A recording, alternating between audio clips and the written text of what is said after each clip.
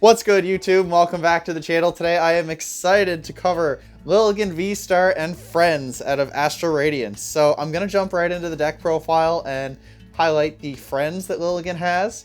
But first off, we have 3 copies of the new Lilligant V. So 3 copies is a very fair number in this list. It has a free attack and pirouette, so draw cards until you have 6 in hand. And for 2 grass and a colorless, it does Leaf Step for 130. Not really what we're here for, but that attack is a free going second attack. I love it. We used to have it in the Sun and Moon era from 2016 to 2019.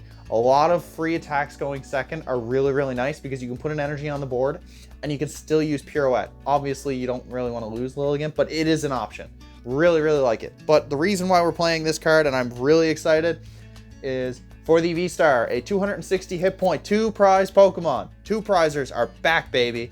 Parallel Spin for 2 grass and a colorless does 130 damage, and if you put an energy back from this Pokemon into your hand, it does an additional 100. So 230 gets everything evolving. With a Choice Belt is 260, so we get all those Rondo Pokemon that might be in the game with their Capes of Toughness. We're a little shy on other V-Stars, but like we have other ways to like get up there on the damage. Very, very good. But the ability, the V-Star power, is what makes me really, really excited for this card. So the V-Star power, Star Perfume, says once during the game you can search for up to 5 any combination of grass Pokemon or grass energy. So you can grab 3 and 2 or 2 and 3 or 4 and 1, depending on whatever you need. Grab 5 green cards and put them into your hand. That is a terrific combo enabler. That is a huge set your bench up, set your game up, play into new supporters and whatnot. Terrific card. I love this V-Star power in all grass decks if you can swing it. But we're going to play it with its first friend. Let the propaganda begin. We are going with, you know where we're going, 3 copies of Turtwig and 3 copies of Grotle. So Grotle's in here for its Sun-Drenched Shell ability. Search your deck for a grass Pokemon, reveal it, and put it into your hand. We can use its ability to grab Lilligant V-Star and use it to grab energy and Pokemon.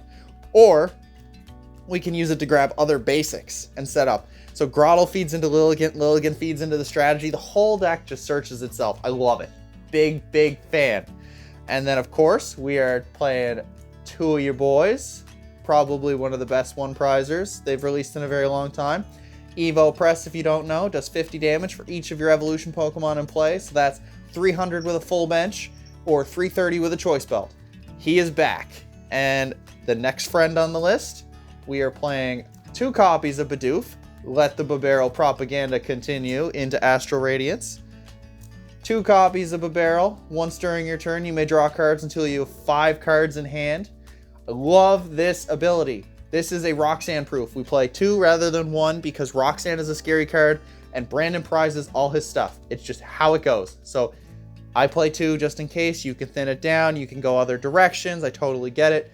But Bibarel is awesome. I always get multiple uses out of it. And another holdover from previous lists, 1 copy of Leafeon V. It's Greening Cell's ability. Once during your turn, you can search for grass energy, reveal it, and attach it to one of your Pokemon. If you use this ability, the turn ends. This is if you go first, you hunt down the Leafeon, and you can accelerate. You can go to Lilligant, you can go to Turtwig, you can go to Leafeon. All of them are valid attackers in this deck. So Leafeon just gives you an option going first. Love this card. And we're going to play 1 copy of the Leafeon V-Star. So it is an evolution, it is a grass Pokemon, and it has a V-Star power. So if we don't need Lilligant's V-Star Perfume, we can use Ivysaur, which is a free boss's order. So during your turn, you may switch one of your opponent's bench Pokemon with their active. So that is a free boss's order, which is great because we're going to be playing a non-boss's order supporter almost every turn. Leafeon is a very good card in this deck. And just because it held its own in a lot of games in the Brilliant Stars format, we are going to test out 1 copy of Empoleon. So Empoleon has the ability, once during your turn, you may, if this Pokemon is in your discard pile and you have no cards in your hand, you may play it onto your bench and draw 3 cards. It's mostly here to draw 3 cards and play into the Torterra Evo Press ability to give us that full bench if they play Avery or if they knock out something. Empoleon is a very, very good card. And there's also a Beedrill, I believe, from Vivid Voltage, which if it's the last card in your hand, you can play it and get a similar ability. Both of the cards are interchangeable. I'm an Empoleon stan here, so I'm just playing this one. But we're going to jump right into the item count here. So we're going to play 4 copies of the Quick Ball. So discard 1 card, search for a basic, reveal it, put it into your hand. Very good. We're hunting basics very early. We want to get a big board. We want to get a couple V Pokemon. Ultra Ball. Discard 2 cards, search for any Pokemon. We can grab our basics. We can thin for Bibarel. We can grab our evolutions. Ultra Ball is a very good card because whether it's turn 1 or turn 6, if the game goes that far, you can grab whatever you need in a pinch. Love Ultra Ball. If you can find room for it, well, you should be finding room for it. Ultra Ball is almost a 4 of in every deck. Then we're going to play 2 Ordinary Rods. So we're playing a lot of pitch. We're playing a lot of Pokemon. Sometimes we have to pitch Pokemon. Sometimes we have to pitch energy. Choose one or both. Shuffle up to 2 Pokemon from your discard pile into your deck. Shuffle up to 2 basics. So this is my Torterra experience coming back. I played 1. Didn't feel like enough. Playing 2 just feels a little nicer. You never know what you're pitching. Just a comfort play here. You can cut them if you want, play thicker counts of stuff, but I like having recovery, flexibility. 2 copies of Choice Belt. So this lets you do 30 more damage to your opponent's active Pokemon V. So it's a damage mod. Evo Press is 330 capped. It also hits 280, so that's another Arceus one. Lilligant is 260. Lilligant V is 160. Leafeon is 210. You know what? It just gives you damage. Choice Belt is always great to have if you can get at least 1 to 2 in there, and we're always trying to get hit a little harder. We're going to play 2 copies of Air Balloon. The retreat cost of this Pokemon is reduced by 2. Everything in the deck besides Torterra and Grottle retreat for free when an Air Balloon is attached. Keep that in mind. Very, very good card. And then we're going to play 4 cheeky 1-ofs. So we are going to play Escape Rope. So both players switch their Pokemon. Your opponent switches first. You switch next. It's like a pseudo boss's orders, you know, just kind of moves things around, shuffles the deck. We're going to play 1 copy of Rare Candy. Sometimes we want to go from Turtwig to Torterra in a pinch and hit a little harder than 260. Rare Candy lets us try that once in a while. 1 copy of Palpad. Palpad is in the deck because sometimes we want to reuse a particular supporter more than 4 times. It is in there for that reason. And then 1 copy of Switch. So maybe we have a tool already attached, or it's Torterra and we can't get them out of the active. We'll play Switch just cause it's there. It could be something else at this point, but we're working. It's a functional list. And we're playing the very new, very exciting Grass Welder, Gardenia's Vigor. So my cards read Vitality because the proxies were done by the lovely TaloniteX. But the card reads, draw 2 cards and attach up to 2 grass energy from your hand to one of your benched Pokemon. So you can draw your cards, and if you draw into energy, you can attach them. You can grab them with Star Perfume. You can fetch them out any other way. So essentially it's draw 2, accelerate 2. We play some switches, we play some balloons, we play some escape ropes. We also have Leafeon's IV-Star ability, so if we want to boss and accelerate in the same turn, we got you covered. It is a good card.